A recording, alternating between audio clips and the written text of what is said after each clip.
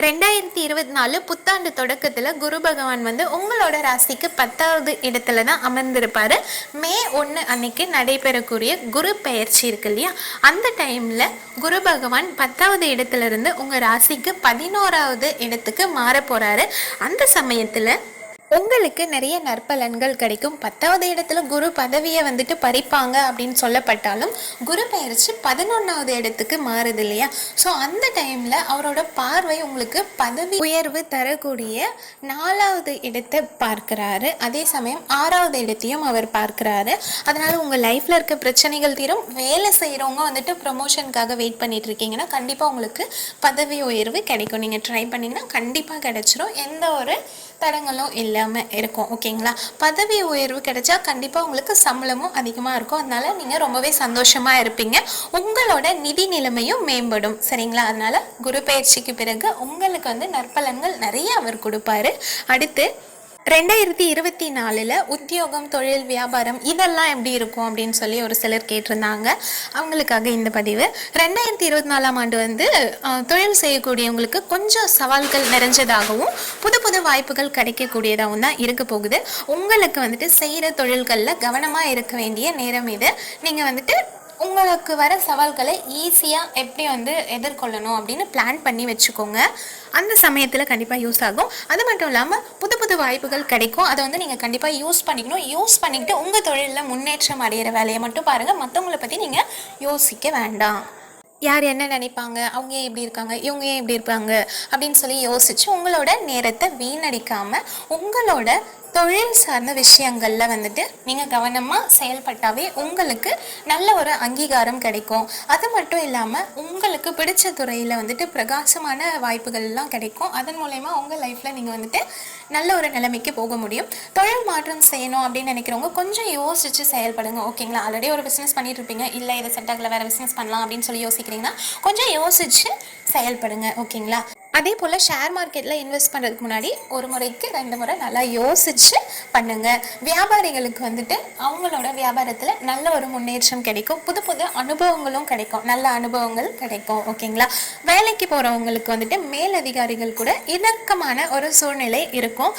நீங்கள் அவங்களோட க்ளோஸாக இருக்கிறதுனால உங்கள் மேலே உங்கள் மேலதிகாரிகளுக்கு ஒரு நம்பிக்கை உணர்வு இருக்கும், அதிகமாகவே இருக்கும். அதனால் புது புது வாய்ப்புகளும் வசதிகளும் உங்களுக்கு கிடைக்கும். உங்களை மேலதிகாரிகள் ட்ரஸ்ட் பண்ணுறாங்கனாவே கண்டிப்பாக உங்களுக்கு புதிய சான்சஸ் அண்ட் நிறைய புதிய வசதிகள் கிடைக்க வாய்ப்பு அதிகமாகவே இருக்கும். அது எல்லாருக்குமே தெரியும் இல்லையா. ஸோ அந்த மாதிரி வாய்ப்பு கிடைச்சா அதை யூஸ் பண்ணிக்கோங்க, மிஸ் பண்ண வேண்டாம். நீங்கள் நல்லா ஒர்க் பண்ணால் உங்களுக்கு நற்பெயர் கிடைக்கும். பணி சுமை இருக்கிறதுக்கு கொஞ்சம் வாய்ப்பு இருக்குது. ஏன்னா ப்ரொமோஷன் வாங்குகிறோன்னா அதுக்கேற்ற மாதிரி ஒர்க்கும் அதிகமாக இருக்கும். அதை பேலன்ஸ் பண்ண கற்றுக்கோங்க. பர்சனல் அண்ட் அஃபிஷியல் விஷயத்தை பேலன்ஸ் பண்ண கற்றுக்கோங்க. இல்லாட்டி உங்களோட ஃபேமிலியை மெயின்டைன் பண்ணுறதுல ஒரு சில சிக்கல் ஏற்பட வாய்ப்பு இருக்குது. ஸோ பர்சனல் விஷயம் வேறு, அஃபிஷியல் விஷயம் வேறு. அதை தனித்தனியாக நீங்கள் பேலன்ஸ் பண்ண கற்றுக்கிட்டா எந்த ஒரு பிரச்சனையும் இல்லாமல் ஸ்மூத்தாக லைஃப்பை கொண்டு போகலாம். இது வரைக்கும் எனக்கு வேலையே கிடைக்கல, நல்ல வேலை கிடைக்கலன்றதால நான் வேலைக்கு போகாமல் வீட்டில் தான் இருக்கேன் அப்படின்னு சொல்லி ஒரு சிலர் இருப்பீங்க இல்லையா கடகராசியில். அவங்களுக்கு இந்த கஷ்டகாலம் விலகக்கூடிய நேரம் இது. வேலை இல்லாமல் ரொம்ப கஷ்டப்பட்டு வந்த நபர்களுக்கு நல்ல வேலை கிடைக்கும். பொருளாதார ரீதியாக நீங்கள் ரொம்பவே கடினமான சூழ்நிலையில் இருந்தீங்க அப்படின்னா கண்டிப்பாக உங்களுக்கு முன்னேறதுக்கான வாய்ப்புகள் பல விதத்தில் கிடைக்கும். அதை நீங்கள் மறக்காமல் யூஸ் பண்ணிக்கோங்க. ஓகேங்களா. 10ல் குரு இருப்பதால் பலருக்கு பதவி பறிப்போதல், வேலை பிரச்சனை அப்படி சொல்லி இருந்திருப்பாங்க. குரு 10ஆம் இடத்துல இருக்கும்போது எந்தெந்த விஷயத்தில் நம்ம கவனமாக இருக்கணும் அப்படின்னு சொல்லி ஓரளவுக்கு எக்ஸ்பீரியன்ஸ் கிடைச்சிருக்கும். ஸோ அவர் 11ஆம் இடத்துக்கு மாறின பிறகு உங்களுக்கு கிடைக்கக்கூடிய புது புது வாய்ப்புகளை உங்களோட புத்திசாலித்தனத்தால் நீங்கள் யூஸ் பண்ணி நிதி நிலைமையை மேலே கொண்டு போக பாருங்கள். ஓகேங்களா. நிறைய வாய்ப்புகள் கிடைக்கும். அதை நீங்கள் யூஸ் பண்ணிக்கோங்க. முடிஞ்ச வரைக்கும் முதலீடுகள் செய்யும் போது ரொம்ப பலனை நம்ம எக்ஸ்பெக்ட் பண்ண முடியாது. கொஞ்சம் கலவையான பலன்கள் தான் கிடைக்கும். முதலீடு அதிகமாக பண்ணும்போது யோசிச்சு பண்ணுங்கள். முதலீடு பண்ணவே வேண்டாம்னு சொல்லலை. முதலீடு பண்ணும்போது கலவையான பலன்கள் தான் கிடைக்கும். சூப்பராக இருக்கணும்னு சொல்ல முடியாது, மோசமாக இருக்கணும்னு சொல்ல முடியாது. ரெண்டுமே மிக்ஸ் ஆகி தான் இருக்கும். அதனால் அதுலேயும் பெருசாக எந்த ஒரு பிரச்சனையும் இல்லை. நீங்கள் செய்கிற செயலில் நம்பிக்கையோடு செயல்பட்டாவே பணவரவு கண்டிப்பாக உங்களுக்கு மேம்படும். நீங்கள் தன்னம்பிக்கையோடு செயல்படணும். அப்போ தான் பணவரவு வந்து அதிகமாக இருக்கும். ஐயோ நம்ம பண்ணலாமா வேணாமான்னு யோசிச்சிட்டே இருந்தால் கண்டிப்பாக வந்துட்டு ஒன்றுமே பண்ண முடியாது. ஓகேங்களா? உங்களோட புத்திசாலித்தனத்தால் சேமிப்பதற்கு வாய்ப்பு அதிகமாக கிடைக்க போகுது. அஷ்டம சனின்றதால முதலீடுகள் செய்கிறதுக்கு முன்னாடி நீங்கள் நல்லா யோசிச்சு செய்யுங்க. அப்படி இல்லாட்டி நீங்கள் எந்த பிஸ்னஸில் இன்வெஸ்ட் பண்ண போகிறீங்களோ அதில் ஆல்ரெடி எக்ஸ்பீரியன்ஸ் இருக்கும் இல்லையா, அவங்கக்கிட்ட நீங்கள் ஒரு டைம் கேட்டுட்டு அதுக்கப்புறம் சிந்திச்சு செயல்படுங்க.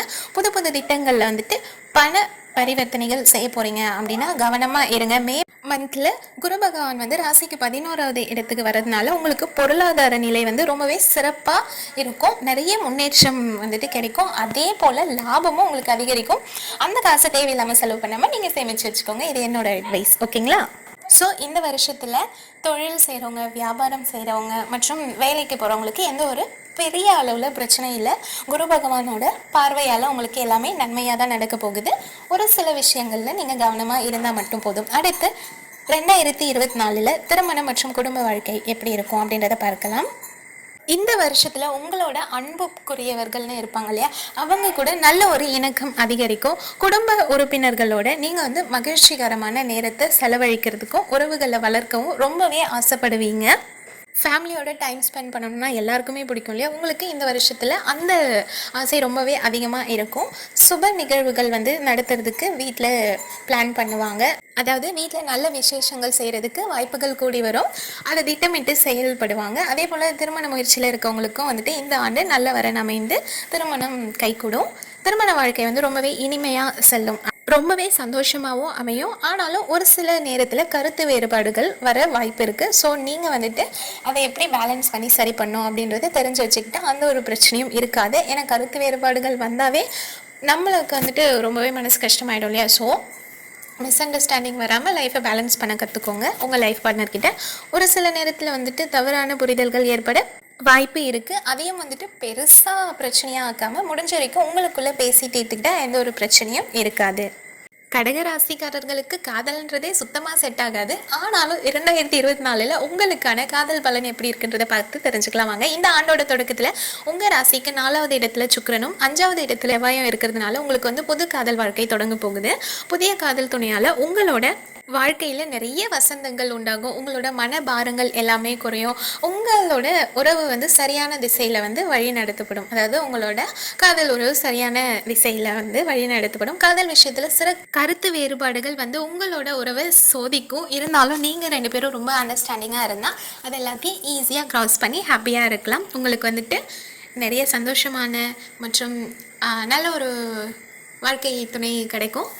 ஓகேங்களா? ஸோ ஹாப்பியாக இருங்க. அடுத்து 2024 ஆரோக்கிய பலன் எப்படி இருக்க போகுது, இந்த வருடத்தில் உங்களோட ஆரோக்கியம் எப்படி இருக்கும் அப்படின்றத பார்க்கலாம். 9ஆம் இடத்துல இருக்கக்கூடிய ராகு பகவானால் உங்களுக்கு பல விதத்தில் அதிர்ஷ்டமும் செல்வ நிலையிலையும் தந்தாலுமே தந்தையோட ஆரோக்கியத்தில் குறைபாடு ஏற்பட வாய்ப்பு இருக்குது. முடிஞ்ச வரைக்கும் உங்களோட தந்தையோட ஆரோக்கியத்தை கவனமாக பார்த்துக்கோங்க. இந்த புது ஆண்டில் நீங்கள் உங்களோட உடல் மற்றும் மனநலம் குறித்து ரொம்பவே அக்கறையோடையும் கவனத்தோடவும் இருக்கணும். நம்ம தான் ஹெல்த்தியாக இருப்போமே அப்படின்னு சொல்லிட்டு நீங்கள் வந்துட்டு ஈஸியாக கேர்லெஸ்ஸாக விட்டால் கண்டிப்பாக வந்துட்டு அவஸ்தைப்படுவீங்க. ஓகேங்களா? அதனால் நீங்கள் கவனமாக பார்த்துக்கோங்க, அக்கறை எடுத்து உங்களை பார்த்துக்கோங்க. ஓகேங்களா? இனிய உணவுகள் மற்றும் ஆரோக்கியம் தொடர்பாக வந்துட்டு அதிகமாக யோசிப்பீங்க. உணவு விஷயத்தில் ரொம்பவே முடிஞ்ச வரைக்கும் கவனமாக இருங்க. ஹெல்தி ஃபுட் சாப்பிட்டு ஹாப்பியாக இருக்கணும். ஓகேங்களா? தேவையற்ற ஃபாஸ்ட் ஃபுட் அதெல்லாம் சாப்பிட்டா கண்டிப்பாக வந்துட்டு நம்மளோட உடல் நலத்துக்கு கெடுதல் தான். சாப்பிடவே கூடாதுன்னு சொல்லலை, எப்பயாவது ஒரு டைம் சாப்பிட்டுக்கலாம். மற்றபடி ஆரோக்கியத்துக்கு எந்த ஒரு குறைபாடும் இல்லை. 2024 உங்களுக்கு நிறைய நற்பலன்கள் தான் இருக்குது. இருந்தாலும் ஒரு சில இடத்துல உங்களுக்கு வந்துட்டு மன கஷ்டமோ இல்லை குடும்ப வாழ்க்கையிலையோ உங்களோட வாழ்க்கையில் இந்த 2024 ஏதோ ஒரு கஷ்டம் வருதுன்னா அதுக்கு சின்ன சின்ன பரிகாரங்கள் நீங்கள் செஞ்சோம் அதை சரி பண்ணிக்கலாம். ரொம்பவே ஈஸியான பரிகாரங்கள் தான். கடகராசிக்கு வந்து அதிபதி சந்திரன். ஸோ நீங்கள் வந்துட்டு ஓம் சந்திராய நமக இந்த மந்திரத்தை வந்துட்டு தினமுமே உச்சரிக்கலாம்.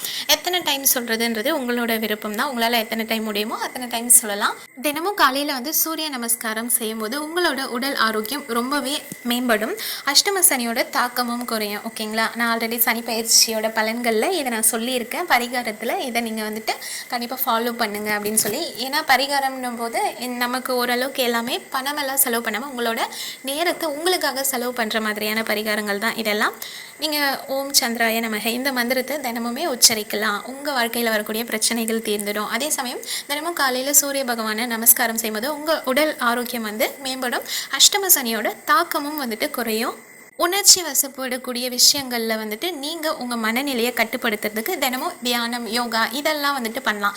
இதையும் நான் வந்துட்டு சனிப்பயிற்சி பண்ணல மென்ஷன் பண்ணியிருக்கேன். ஸோ உங்கள் மனசை கட்டுப்படுத்துறதுக்கு தியானம், யோகா இதெல்லாம் பண்ணுங்கள். குறிப்பாக உங்களோட ராசி நாதரான சந்திர பகவானுக்கு உரிய திங்கக்கிழமையில் வந்துட்டு தானம் தர்மம் செஞ்சால் உங்களுக்கு நிறைய நற்பலன்கள் கிடைக்கும்.